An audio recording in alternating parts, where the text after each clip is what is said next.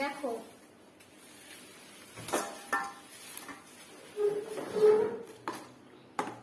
বাবা কত চিকেন। আচ্ছা এইখানে আছে মাছ, কেটে বেছে সব পরিষ্কার করে নিয়ে এসছি, এগুলো ধুতে হবে। হ্যাঁ একদম দেশি তেলাপিয়া মাছ। হ্যাঁ আর এগুলোকে এখন বেশ বড় বড় তো, বা অনেকদিন পরে পেলো। আচ্ছা এটা পুরো কেটে বেছে দিয়েছে, এটা ধুতে হবে। হ্যাঁ এটা বোধহয় সব ছাই মাখানো রয়েছে বলে এরকম লাগছে।